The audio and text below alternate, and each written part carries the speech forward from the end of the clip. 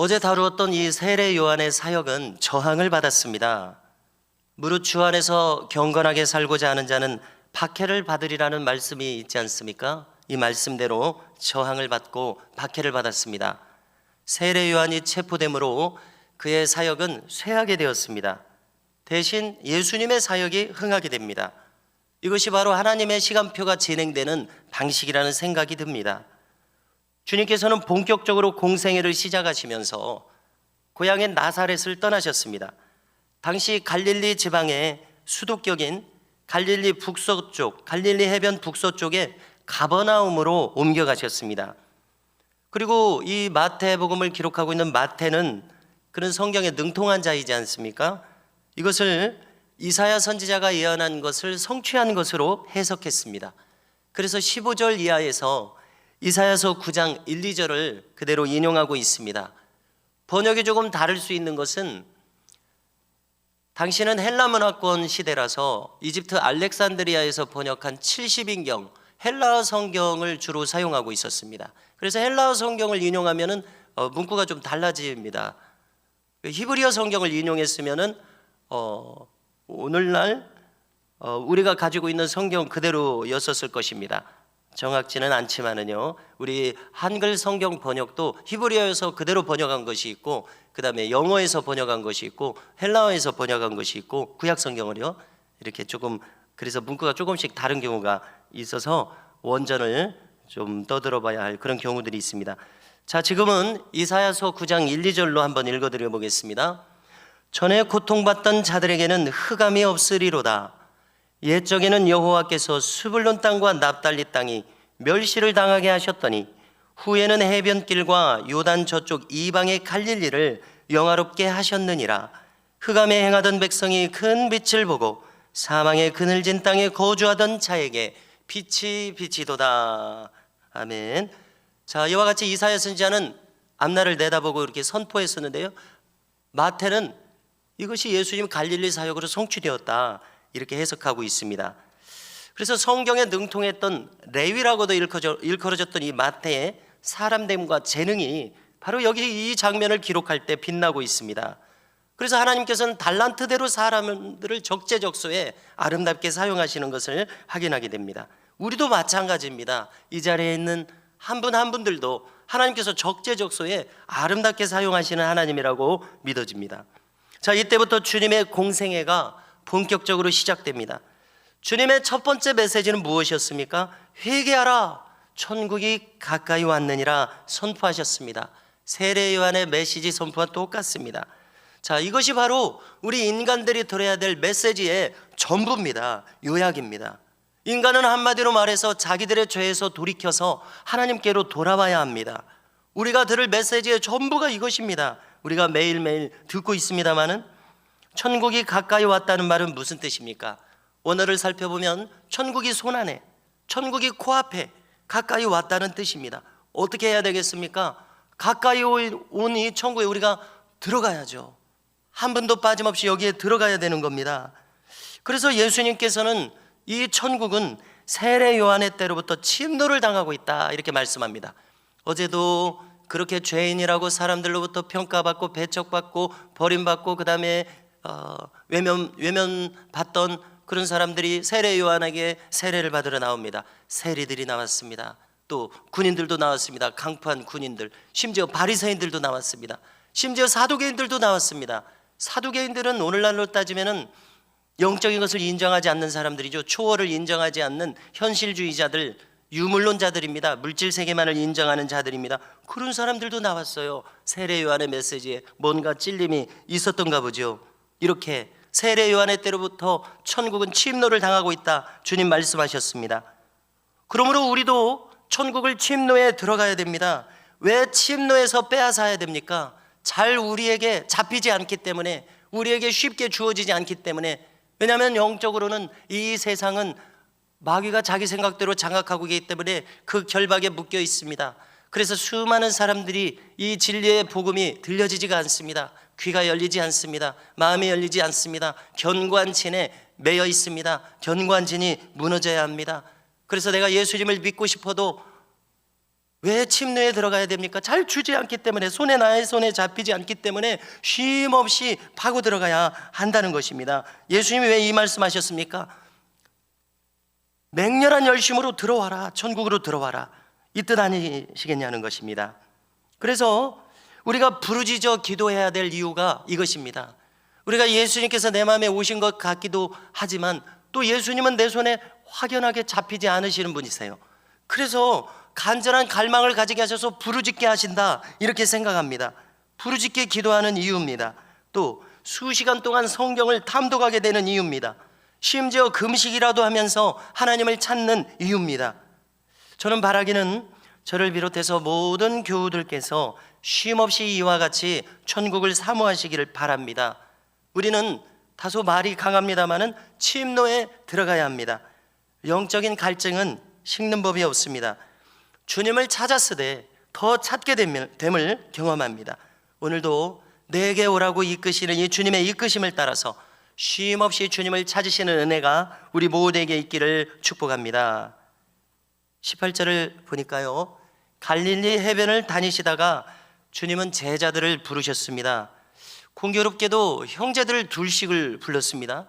가만히 보면은 교회 역사를 살펴보고 설교자들, 목회자들 뿐만 아니라 많은 분들을 살펴보면 형제들이 그렇게 함께 하나님을 섬깁니다. 형제 목회자들이 그렇게 많습니다. 저희 집만 해도 그렇죠. 여기 지금 이 제자들도 형제들을 한꺼번에 부릅니다. 여기 보니까 먼저 시몬 베드로와 안드레 형제를 불렀습니다. 나를 따라오라. 내가 너희를 사람을 낚는 어부가 되게 하리라. 뜬금없이 부르신 것은 아니시죠. 지금 가버나움 해변에서 계속 행하셨었습니다. 가버나움 회당에서, 여러 회당에서 말씀을 전하셨고, 해변을 거니시며 말씀을 전하실 때 보았던 그들의 배를 빌려서 말씀을 전하셨던 그들, 베드로와 안드레를 먼저 부르셨습니다. 주님은 누구나 부르십니다. 여기 평범한 베드로와 안드레를 부르신 것처럼 여기 있는 나도 부르십니다.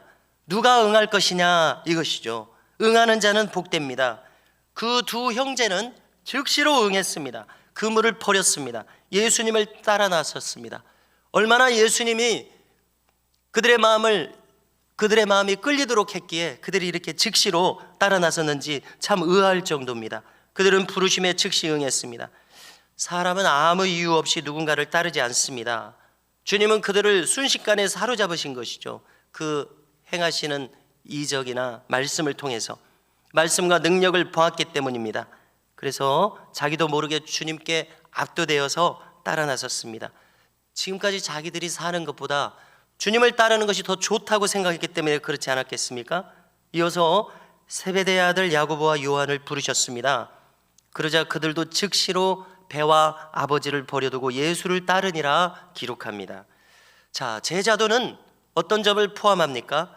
본토와 친척 아비집을 떠나는 일을 수반합니다. 아브라함처럼요. 왜냐하면 주님과의 관계는 인간의 혈연 이상의 관계이기 때문에 그렇습니다. 예수님부터가 그렇게 말씀하셨죠. 좌중에 앉은 사람들을 향해서 밖에서 모친과 형제들이 찾는다고 하니까 누가 내 형제며 자매며 모친이냐? 여기 이 아버지의 뜻대로 행하는 자라야 바로 내 형제요 자매요 모친이니라. 천국에는 시집가고 장가가는 것이 없다고 했죠. 이 지상에서 부부로 연을 맺었다고 할지라도 물론 그 연이 없어지지는 않겠습니다만은 이 지상에서와 같은 그런 부부 생활이 없다는 것입니다. 혈연을 초월합니다.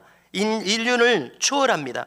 무시한다는 이야기가 아니라 그보다도 더 강하고 그보다도 더 사랑으로 충만한 관계, 아버지 하나님과의 관계, 그것이 있기 때문이라고 생각을 합니다. 자, 주님이 누가 내 형제요 자매요 모친이냐 이렇게 말씀하신 것은 당연히 불효를 용인하는 대목은 결코 아닙니다. 우리는 성경을 조화롭게 봐야 되죠. 한쪽으로만 치우치면 안 되겠습니다. 주님은 뭐라고도 말씀하셨었습니까? 고르반 하면서, 고르반은 무엇입니까? 하나님께 드렸다 이렇게 말하면서 부모를 공양하지 않는 자는 악하다고도 꾸짖으셨었습니다. 사도 바울도 가족을 돌아보지 않는 자는 불신자보다도 악하다고 했었습니다. 무엇보다도 여전히 10계명의 5계명은 부모 공경의 명령입니다. 그러므로 우리는 한편으로는 본토 친척 아비집을 버리고 떠나기도 해야 되겠지만은 이것은 가족과 부모를 생각하는 우선순위의 문제임을 잘 정리해야 할 줄로 믿습니다. 여전히 사랑하는 가족들을 사랑하지만 그보다도 더 강한 관계가 하나님과의 관계라는 것이죠. 우리는 언제나 이처럼 하나님 제일주의로 살아야 될 줄로 믿습니다. 이제 23절 이하에서 주님의 전 생애의 사역을 요약해 주고 있습니다. 한마디로 말해서 거듭 거론하고 있는 것처럼 첫째로 주님은 가르치셨습니다.